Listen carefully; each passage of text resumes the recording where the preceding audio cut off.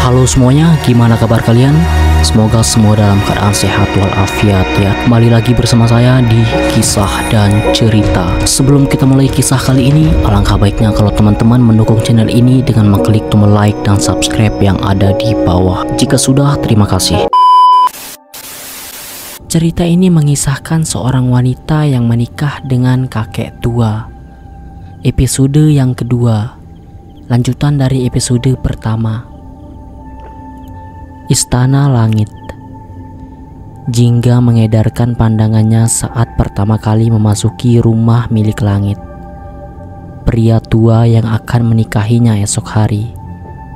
Rumah itu begitu megah. Pilar-pilar yang menjulang tinggi menunjukkan betapa gagahnya bangunan tersebut. Rumah 3 lantai itu begitu besar, mungkin cocok disebut istana, berbanding terbalik dengan rumah Jingga. Lantai marmer yang Jingga pijak bahkan membuat gadis itu enggan menginjakkan kakinya. Terlalu mengkilat, pikirnya. Belum lagi berbagai perabotan yang mengisi rumah itu tampak mewah. Kebanyakan perabot isi rumah itu berwarna gold dan silver. Tentu saja menambah silau pandangan Jingga yang hanya seorang gadis biasa dari kalangan biasa pula. Entah bagaimana awalnya, mengapa Hardi mempunyai urusan dengan pria tua kaya raya itu. Dengan alasan hutang, Jingga harus menggantikan kakaknya menikahi langit. Hutang apa? Jingga pun tak tahu, entah hutang budi atau hutang berupa materi. Belum habis rasa takjub Jingga, berjarak beberapa meter darinya ada sekitar 20 pelayan pelajar menyambut tuanya pulang. Jingga bahkan enggan menghampiri. Ia hanya diam dengan kepala tertunduk sampai panggilan dari Alex membuat Jingga mau tak mau melanjutkan langkahnya. "Mari Nona, Tuan akan memperkenalkan Anda," ucap Alex. Pria berkacamata itu menggerakkan tangannya mempersilahkan Jingga untuk berdiri di dekat langit yang sudah menunggunya dengan tatapan dingin.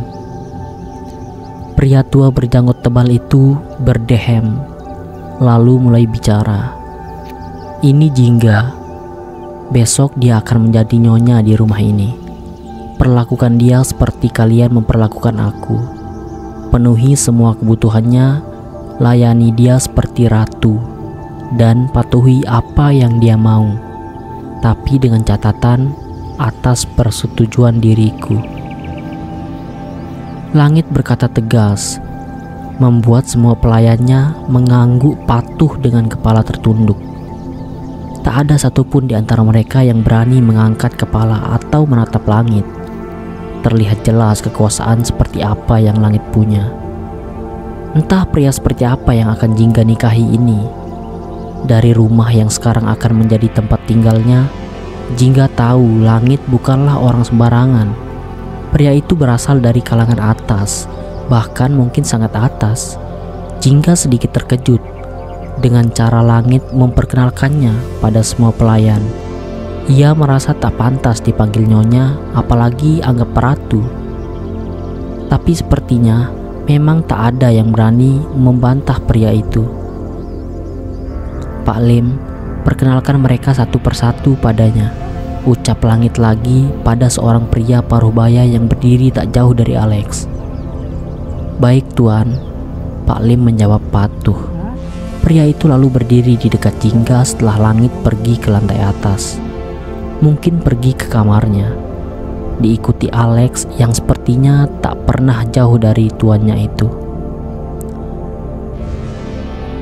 "Nona, perkenalkan, saya Lim, kepala pelayan di rumah ini. Dan ini Rika, asisten saya."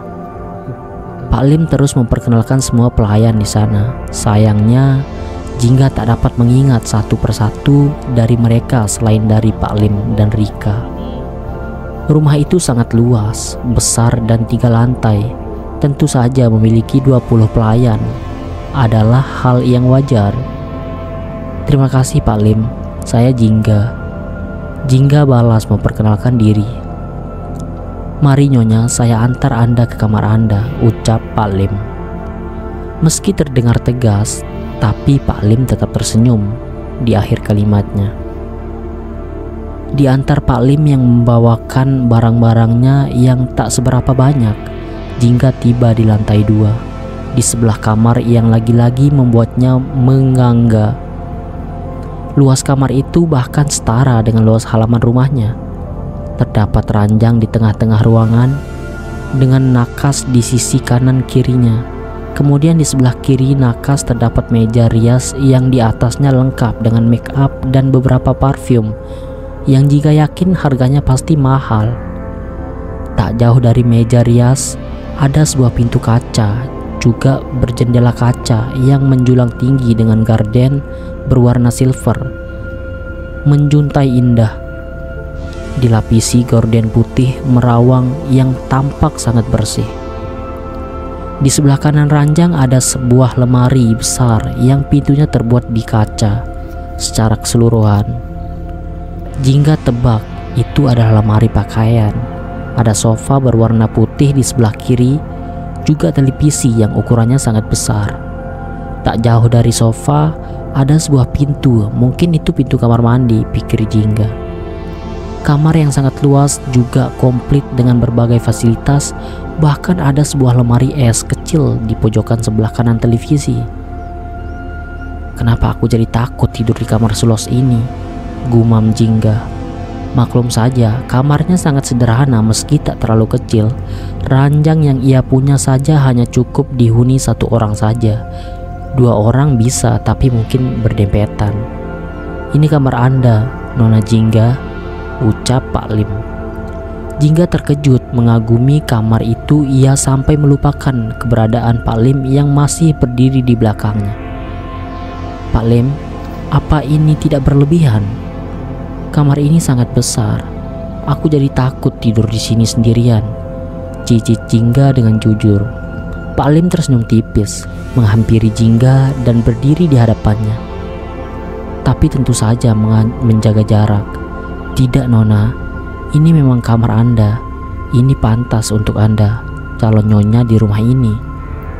Semoga Anda nyaman dan betah mulai hari ini. Anda harus membiasakan diri dan Rika akan mengajarkan tugas yang harus Anda lakukan setelah nanti Anda menjadi istri Tuan Langit," jelas Pak Lim panjang lebar. Jingga mengerutkan dahinya, ia lalu bertanya, "Tugas?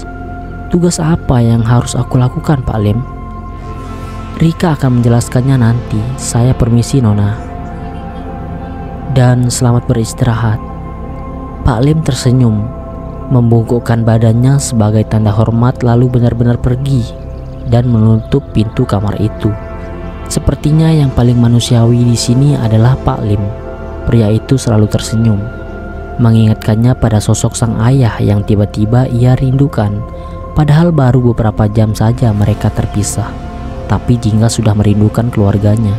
Ia hanya bisa berharap semoga langit benar-benar mengirimkan seorang dokter dan perawat untuk memeriksa keadaan ayahnya. "Atur semuanya. Pak tua itu harus benar-benar menyaksikan aku menikah sesuai keinginannya," perintah langit pada Alex yang berdiri di sebelahnya. Sang asisten mengangguk. "Baik Tuan, Anda jangan khawatir. Semuanya akan saya pastikan berjalan sesuai keinginan Anda," jawab Alex. Ia benar-benar merasa kasihan pada sang tuan. Meski bergelimang harta, hidupnya tidak pernah bisa tenang. Bahkan langit sesekali mengkonsumsi obat tidur agar bisa tertidur dengan lelap. Sejak kejadian naas 5 tahun lalu, langit hidup dalam kehampaan. Sendirian, hanya ditemani para pelayan yang masih setia mengurusnya. Terkadang tatapan pria itu terlihat dingin, terkadang juga terlihat hampa, menyiratkan betapa pria itu sangat kesepian. Tinggal di rumah megah bak istana, tanpa ada satu keluarga pun yang menemaninya.